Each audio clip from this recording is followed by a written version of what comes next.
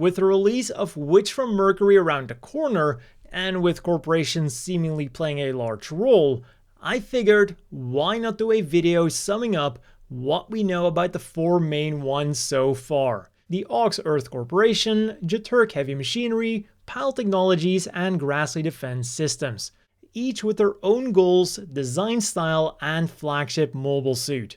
And the one that we currently know the most about is the Ochs Earth Corporation, thanks to the prologue, where we see the Gundam Lafrith, or Gundam Lubrith, undergoing testing to meet the Mobile Suit Development Council's conditions, a project that was under the leadership of Cardo Nabo.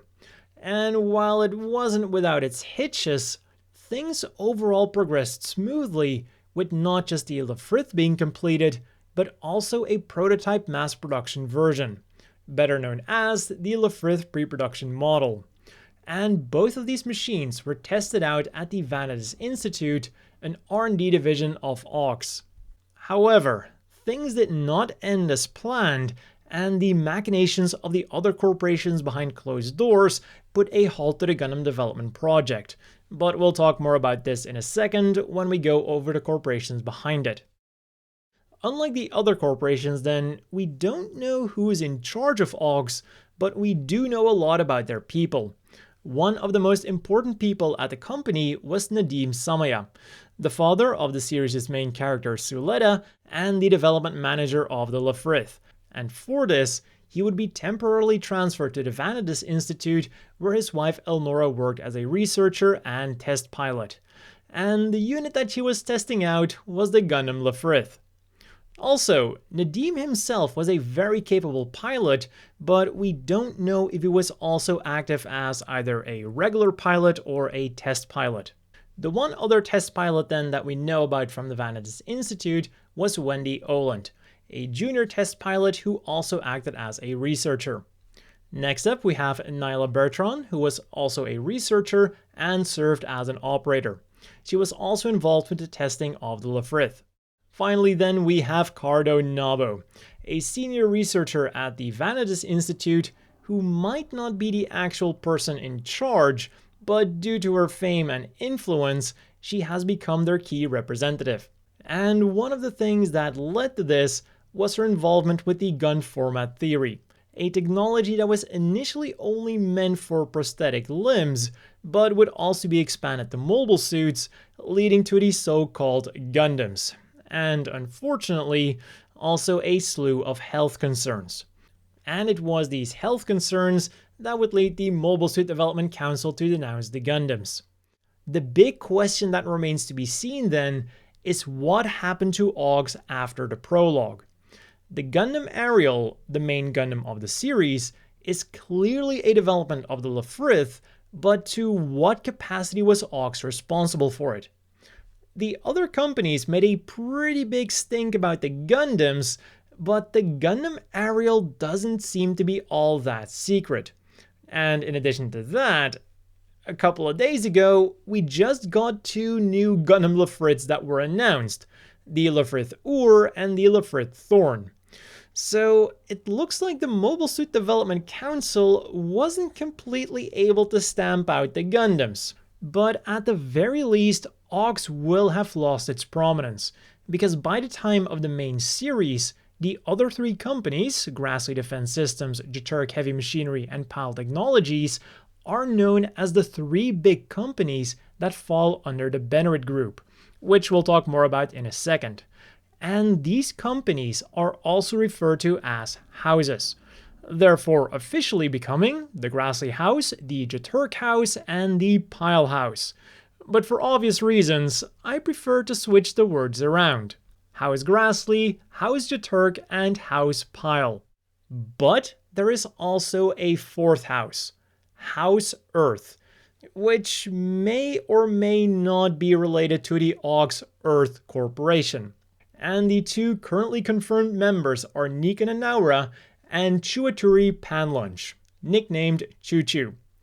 Nika is a second-year mechanical student and is a true mecha otaku. She has taken an interest in Suleta's Gundam Ariel, and she's also great at maintaining and customizing mobile suits, with her current crowning achievement being the custom demi trainer used by Choo-Choo, who is a first-year student from the piloting department who often gets into fights because she hates Spatians who discriminate against Urshans.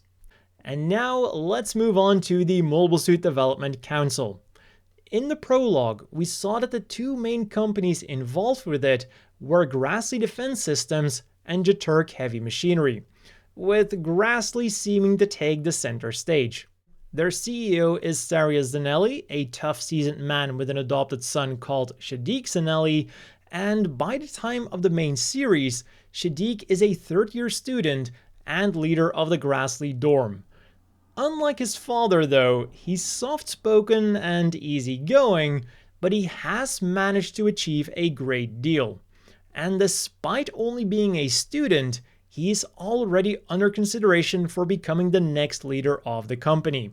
And he also has his own mobile suit, the Mecha, a unit that was, of course, developed by Grassley, and I think it's safe to assume that this machine was developed from another one of Grassley's machines, the high-performance Begwer-Bow, piloted by Kanonji Avery.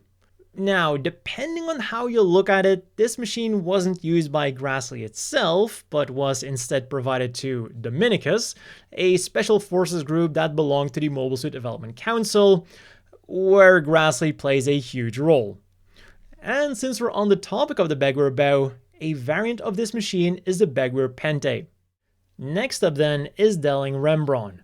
During the prologue, he was an ex-military man and top manager of the company who reported directly to Sarius himself. But by the time of the main series, he's managed to work himself all the way to the top as the president of the Beneritt Group, which he leads with an iron grip. And this group seems to not only encompass Grassley, Jeturk, and Pyle, but also a number of other companies, in addition to being the main driving force behind the academy that the series is going to be all about. And this ruthlessness and cold-heartedness even extends to the upbringing of his only daughter, Myrine Rembrandt. So, unsurprisingly, she has developed strong rebellious feelings towards her father.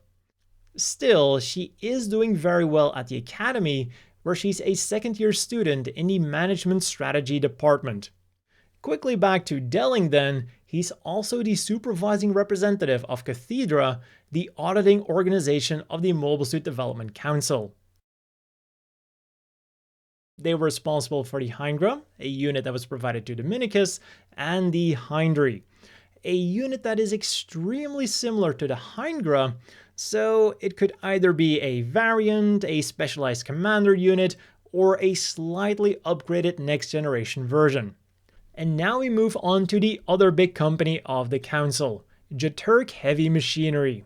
At the time of the prologue, they were under the leadership of the father of Vim Jeturk, but by the time of the main series, Vim himself had become the CEO. He's ambitious and has so far done a great job at keeping the family-run business together. His son then is Jules Jeturk, a third-year student in the piloting department with a rough temperament who's quick to anger. Still, when it comes to mobile suit combat, he can put his money where his mouth is, and he's the ace pilot of both his family and the company. The mass production unit produced by Jeturk then is the Delonza, and Gule got his own custom unit. Finally then there is Pyle Technologies, which isn't led by a single boss, but a council that operates on a parliamentary system.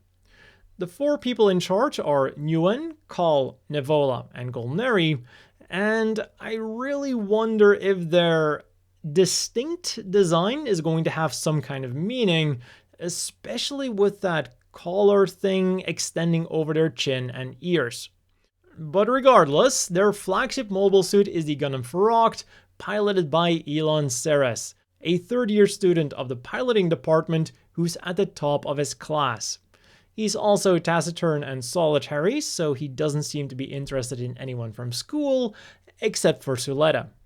And what I'm assuming is their mass production unit is the Zawart, and because it's shown together with the Take Belong subflight system, I think it's also safe to assume that that thing is also produced by Pyle.